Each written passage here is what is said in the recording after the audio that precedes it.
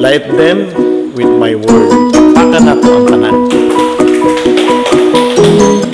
So, mangutana mo nga nganong niadto siya sa pikas nga or nag-cross siya sa Galilee, no? Ang usa ka hinungdan ini siguro di kapoy po si Jesus, no? Pareha sa ubang mga katawhan,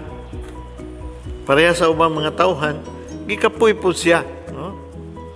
Muna ang mga disipulo, siya nga ani nila ining baruto o kanana ang sakay kay mga tuta sa pikas nga or mo-cross ta sa kanana ang Galilea or wadto ta sa pikas nga site sa Galilea, no? So pag sakay ni Jesus sa baruto or dako ba nga bangka, iya na yung kuhan, nangita na siya lugar. Abi nimo asa siya nangita lugar?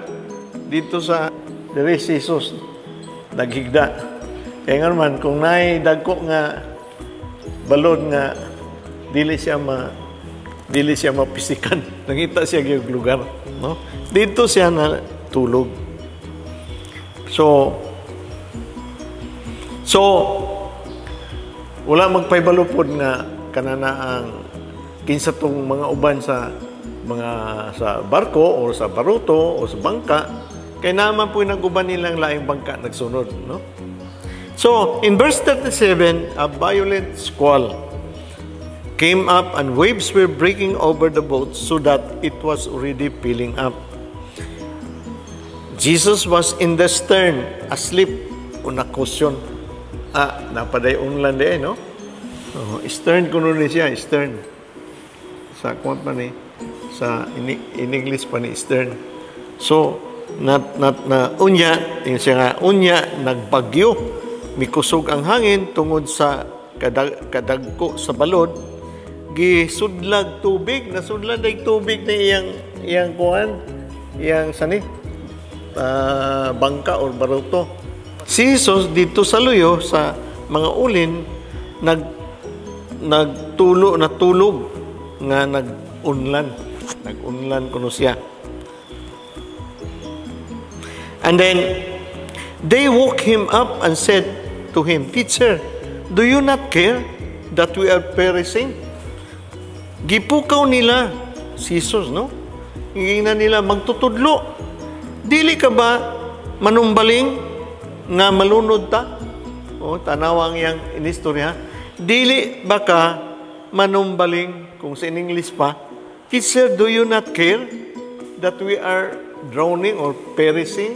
No? Kani, desperado gayud kani nga sitwasyon para sa mga disipulo. Nga naman, eksperyensyado man sila nga mananagat, di ba? Kung eksperyensyado nga mananagat, makakita ka dagko kayong balod, makakumparar ka ni yung balura ni. Delikado ni, no? Unya na si Jesus nga kananaang kauban ninyo, inyong master. Of course, kulang pagtuo ang mga magtutudlo. Eksperyensyado sila sa natural na mga experience, no?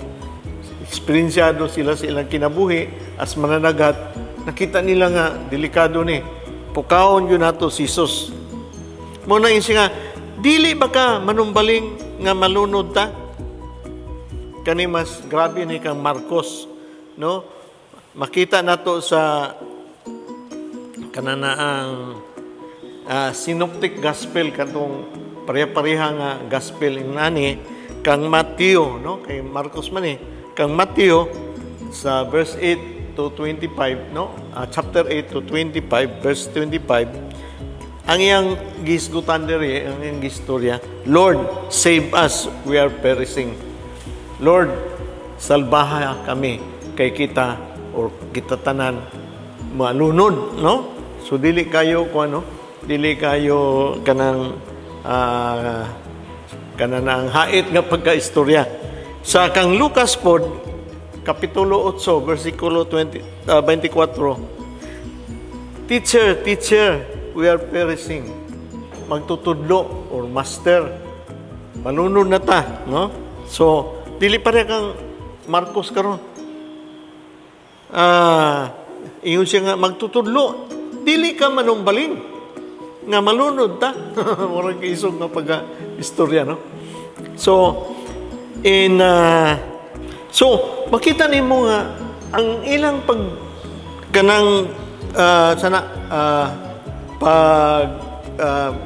pukaw ni Jesus, no? Diretso dayon nga di baka kanana manumbaling sa amo nga kita tanan malunod na, no? Dili man lang mamalihog, no? Or kanang hinayon og pukaw si Jesus. Diretso dayon, no? Question dayon, no? Ga-question dayon nga wa baka manumbaling sa amo, no? Kita biya usay yung anak biya ta, no? Yung anak ta usay. And then kanini ang grabe ka hinanok ni Jesus para sa ato o para sa Ginoo gyud, no? This is not a sign na siya wala manumbaling. But kani usa ka sinyalis nga grabe ang iyang pagtuo sa iyang amahan. Amen? Pagtuo dito sa Ginoo nga niyang amahan.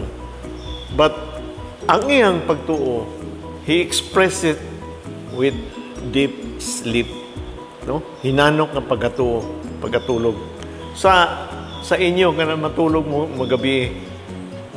Kana biyang matulog ka, mura na may namatay ana. Amen. Di na biya ka kibalo og makamata pa ka og dili. Muna na ang sako lang practice. Every time ko before ko mag-sleep, mangandi ko Our Father o Hail Mary. Ang akong pagpangadya na is purifying my hearts, my mind, and my soul. Nga kana na ang natay maayong pagkatulog, bisan gani mag-ampo pa di patakatulog ug mayo, but gikinahanglan jud ang kanang ato ang pagtuo, no? Nga ang Ginoo mo mo bantay sa ato nga natulog ta wala tay kalibutan unsa nay may tabo sa ato. Simba ko nay sunog, no? Simba ko nay linog, simba ko lang nay mga katalad man di ta kay balo. So mo nang mga ji ko anak kada gabi no? And then usa pa i-prepare nato atong kagulingon sa bag-ong adlaw. Amen. No? So mo ni Jesus, no? Wala siya ingon nga, wala siya pakialam, but it is an expression sa iyang hugot kayo nga pagtuo sa ato ang Ginoo. So mo na ning contrast ni, no? Sa mga disipulo nga grabe gyud nga kahadlok, no? O wala sila'y kalinaw. Kung wala kay kalinaw, makatulog baka ka? Di yung ka katulog, no? Mauna mga kita before ta matulog. Si Jesus natulog, wala siya pakialam. Unsay na sa iya. Kaya ang iyang pagtuo nga ang Ginoo muatiman kanato, no? Sa verse 39, ingon siya nga, he woke up. Kagitpukaw man siya, he woke up, rebuked the wind, and said to the sea, quiet, be still. The wind ceased, and there was great calm. Sa pagmata ni Jesus, gibadlong niya ang hangin, o gimanduan ang dagat, kalma karon, ayaw lihok. Kani po yung pagbadlong, no? Mura pong tao ang kanang bagyo, no? Kalma karon, ha? Ayaw lihok. Mihunong ang unos ug ang bagyo ug mikalma ang dagat, no?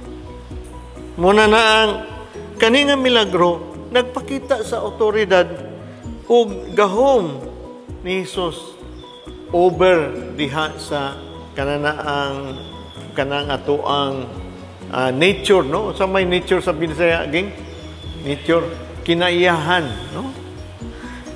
God alone can control the sea. No, makita man nato sa Salmo 74 versikulo 13 to 14. O Salmo 89, versikulo 9. No? Kanini ang pagbadlong sa kananaang storm, no? Kanini pagbadlong sa kananaang ato ang pagbadlong diha sa bagyo, no? Nagpahinumdum kanato sa Exodus nga ang katong kauban ni Moises walay kahadlok ning cross diha sa tubig. Di ba? Di ba, boy? Ning cross diha sa tubig tungod sa ilang pagtuo. Otherwise, ning cross sila sa tubig kung di lang mo tuo, mubalik man to tubig kung sira. No? And then, hinumdum po sa kanato nga si kanang propeta Isaiah nga siya po nag-istorya sa katong mga baga nga mga katawan sa Diyos. Yun siya, should you pass through the waters, I shall be with you. Nasa Isaiah 43, versikulo 2. No? So, sa versikulo 40, then he asked them, si Jesus, nangutana kanila o sa mga tinunan, nganong nahadlok mo pag-ayo? Tanawa? Nganong nahadlok mo pag-ayo? Dili ingon nga, nganong nahadlok mo, but pag-ayo, meaning you are so afraid, you are so scared. Dayon pakapitan pag niya. Pakapinan pag niya. Wala ba kamoy pagtuo? Huh? Do you not yet have faith? No? This is a strong rebuke also. Gipukaw nila si Jesus, gipangutana po sila. No? This is a very strong, no, rebuke gikan kang Hesus. Pulong gikan sa kang Hesus. Wala ba kamoy pagtuo sa Ginoo? Or ang Ginoo nag-istorya kanila, wala ba kamoy pagtuo kang Hesus? Duwa naman paingnan. Wala mo'y pagtuo kang sa Ginoo nga nagpadala kang Hesus kaninyo? Or wala gud mo'y pagtuo kang Hesus nga pinadala sa Ginoo? Kung wala'y pagtuo sa Ginoo, wala sila'y pagtuo sa gipadalang Hesus nga nag-uban kanila sa ilahang mga kalisdanan, sa ilahang mga bagyo sa kinabuhi. More na yung pasabot ini, no? Kung nataranta kita sa ato ang kinabuhi, wala kita'y pagtuo sa ato ang Ginoo, o wala kita'y pagtuo ni Jesus, nga nag-uban ka nato sa ato ang kinabuhi. Kung wala kita'y pagtuo kang Jesus, dan naghatag lang kanana ang prueba nga si Jesus pinadala ni sa ato ang Ginoo. Si Jesus mao ang anak sa Ginoo nga gipadala kanato, pagluwas kanato by rebuking the storm. Pinaagi sa iyang pagbadlong sa kinaihan, pagbadlong particular sa bagyo. Kani gi-reserve lang o gihatag lang nga gahom didto sa anak sa Dios mao si Jesus. In verse 41, they were filled with great awe and said to one another, who then is this whom even wind and sea obey? Kinsa ba kini? Sila hilabihan ang ilang kalisang, nag-ignanay sila isig usa. Kinsa man kini? Kinsa man siya nga tahuron bisan sa hangin o sa dagat? No? Iya man gipakalma ang kananaang bagyo. Unya nag-istorya siya, wala ba kamoy pagtuo? Ang mga disipulo do not know what to say in reply. Nagipanguntana sila nga, wala ba kamoy pagtuo? Apan, unsa lay ilang istorya, kinsa ba kini? nga tahuron man bisan hangin ug dagat. Sa mga disipulo, si Jesus up to this point para nagyapon nga kananaang wala nila mailhi ug maayo nga dugay naman sila nag-uban unta. Wa pa gyud nila mailhi si Jesus hangtod nining mga panahona. Sa inyo ang kinabuhi, brothers and sisters, kung naay unos sa atong kinabuhi, naay bagyo sa atong kinabuhi, gisaligan ba nato siya Jesus? Or wala, kay wa pa na makaila kaayo kaniya? Brothers and sisters, in summary, unsaon man day nato pagdil, unsaon man nato pag-atiman sa mga bagyo sa atong kinabuhi? Unsaon nato pagbatok sa mga kahadlok nga mo dangat diha sa atong kinabuhi, sa mga kahadlok, sa mga difficulty, sa mga kalisdanan o mga bagyo sa ato ang kinabuhi. Unsaon nato pagbatok nini nga kita may tiunay nga pagtuo sa ato ang Ginoo. Naibawan nato nga si Jesus sa ato ang presensya, labi na sa ato mga problema, labi na ang nakita nato dinhi nga talan-ahon nga si Jesus natulog. Bisag grabe og tuya-tuya sa barko, sa ilahang bangka nga gisakyan. So, naa ba kitay pagtuo nga pariha kang Hesus? Nga makapadayon kita sa ato ang kinabuhi. Makaingon kita nga anyway naa ang Ginoo. Wala siya magpabaya ka nato, but bisan tuod siya hilom. Wala istorya ka nato, but naa kita sa iyang pag-atiman o dili kita mabalaka. No? Of course, madlog kita sa tuwang kinabuhi. Bisan tuod ang Ginoo naa kanunay nga naman unsa may mo kadlok, pareha ni Pedro. Insya Lord, muana ko diha sa imo. Kay nakita man niya si Jesus nga dili man day multo, si Jesus man day. Kisa ni una og tikang ning kawas gikan baruto og ning lakaw sa tubig, si Pedro. But nganong ning tiglom si Jesus, si Pedro? Ning tiglom siya kay kulang sa pagtuo, but ang sinugdanan niya nabati na niya ang mga problema. Bugnaw man kayo dahil ang tubig. Bugnaw diha sa iyang lapalapa. Nabati na niya ang hangin, huros sa hangin, while naglagaw siya sa tubig.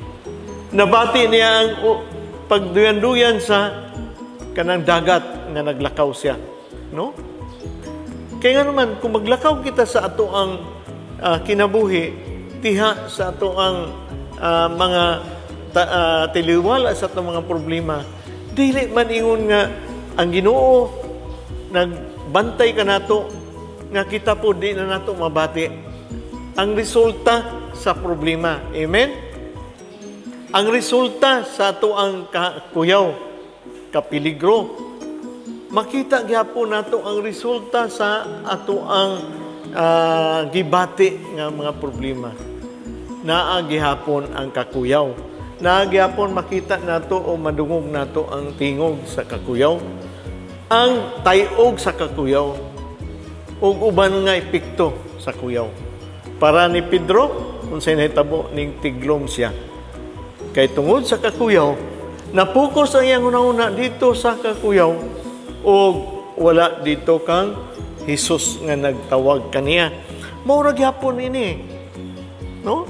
Pagbadlong sa kananaang bagyo, no?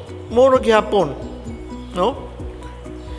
Nga gipukaw na to si Jesus sa atong kinabuhi. Lord, mutiglom na ko ini, mamatay na ko ini. But then si Jesus, wala dahil siya matulog sa ato ang kinabuhi. Siya nahibalo sa ato ang kauglingon na ang ihang presensya kanatong tanan. Na siya kanunay nagauban kanato, no? Sa akong ika-istorya kanunay, ingon ko nga ang presensya sa katawhan sa Ginoo na sa tabernakulo. Naa diha sa ato ang simbahan kanunay. But unsaon man nato sa atong paglakat sa kinabuhi ngay naay bagyo, naay unos ug uban pa nga mga problema nga mahibaw-an nato naa ang presensya sa Ginoo. No? Ang presensya sa Ginoo naa kanato kay imong giimbitar. Imong giimbitar sa imong matag pag-ampo labi na sa Our Father. Imong giimbitar ang ato ang Ginoo nga naa siya kanunay. Diha sa imuhang kanana ang sitaw ini kanang consciousness nga naa gyud ang Ginoo nag-uban. Parabi nang naglakaw mo unya pwede nagauban ka sa iyong mama, but kung pwede yapon hunaw-hunaw nimo wala di ang mama. Kaya nga naman, mulakaw ka bisag asa, mawala na naman ka sa mall. Pero kung hunaw-hunaw nimo ang presensya sa imong mama, bisag naa mo sa merkado, naa sa kugon, hunaw-hunaw nimo ang presensya nga proteksyonan ka sa iya o dili ka magpasulabi o lakaw-lakaw nga di ka na makita sa iyang pananaw, di ba? Kaya bitaw, mulakaw-lakaw ka, like sa mall, maglakaw-lakaw, mamili og mga dulaan and support and so on, pero conscious ka nga you are at a kanang distance siya nga makita ka sa imong ginikanan. Naa ka sa kanana ang presensya sa imong consciousness nga ang Ginoo naa kanunay. No? Muna na ang atong pagpakasala sa ato ang kinabuhi, usahay dili na nga ato kanang hunaw-naon nga naay Ginoo. Magtuman naman kita sa tuwang kaugalingon na ang presensya sa Ginoo wala diya. Kaya nagtuman ka man sa imong kaugalingon. Ikaduha, sa community. Di ba? Ingunta sa kang Matthew, if 2 or more brothers and sisters are gathered in my name, there you are in our midst. Ang presensya sa Ginoo naa kanato sa atong community. Amen? If 2 or more brothers and sisters pareha karon nga nagtuon pagyud ta sa ngalan pinagi sa ngalan ni Jesus, naa si Jesus kanato, siya mo'y nagtudlo kanato, pinaagi sa iyang presensya sa tagsa-tagsa nato nga mga kinabuhi sa atong pagtuon karon, no? Wala siya matulog, no? Kay ipapareha man kanato si Jesus nga tao gyud kaayo nga matulog yun, hinanok na yun, wala na yun, pakialam sa uban. Si Jesus natulog sa iyang pagkatawhanon, but presensya siya sa panghitabo. Amen? No?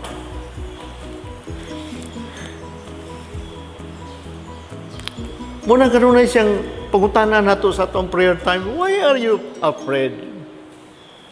Hilak ka sa imuhang kanang sana, sa imuhang prayer time, hilak ka kanunay, ingon ka sa Ginoo, nganong nahandlok ka man? Reklamo ta during our prayer time, kay wa tatubaga sa Ginoo, dugay kay tatubaga.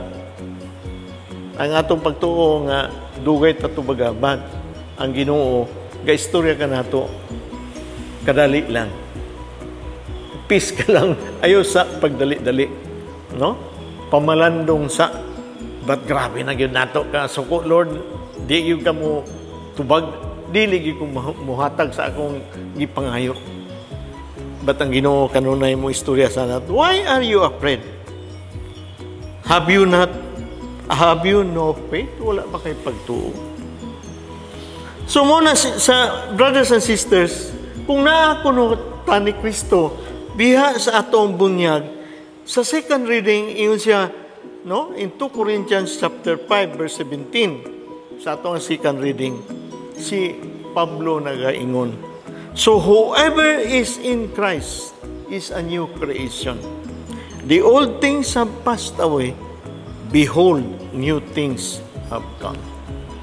No? Kung ikaw na kang Kristo, binyunyagan kita, natudluan kita, pinagi sa itong Bible study, pinagi sa pulong sa Ginoo, bag-o kitang mga katawhan. No? Our sins are forgiven, and our relationship with God is completely restored. So, unsa man ni? Kung ang tao nga wala na sala, confident na siya makiglambigit sa Ginoo. But kung ikaw na paghapon imong kasalanan o bisag human sa bunyag, na imong kasalanan, you're not in the state of grace. No? Maulaw ka sa Ginoo. Mahadlok ka sa imong ginabuhat. Guilty ka, no? Sunod-sunod ka sa imong konsensya mo nang dali ka ra. Mahadlok. Minus og pagtuo, dali ra ka malisang. No? Ba't siya, pinaagi sa sacrament sa baptism, ipasaylo na kita sa atong kasalanan. Original sin. O completely gi-restore na ang ato relasyon sa Ginoo. So, bag-o nga creation, bag-ong panglantaw, bag-o nga tao, bag-o nga kinabuhi, nga kita musalig sa ato ang Ginoo. Musalig sa Ginoo o more dapig kayo kanunya, no? We have trust, reliance on God, and naay atong pagtuo sa Ginoo. So, kini nga butanga, brothers and sisters, maka-recognize kita nga ang presensya sa Ginoo naagay ganon tayo. Labi na sa panahon sa kagubot, panahon sa kanang kaguliyang, panahon sa kalisdanan, labi na sa atong mga kanang bagyo sa kinabuhi, sa atong kagulanan, even sa atong temptation, naagayod sa Ginoo. Kaya ang Ginoo kanunay nagpasalig ka na nato ug nagaingon,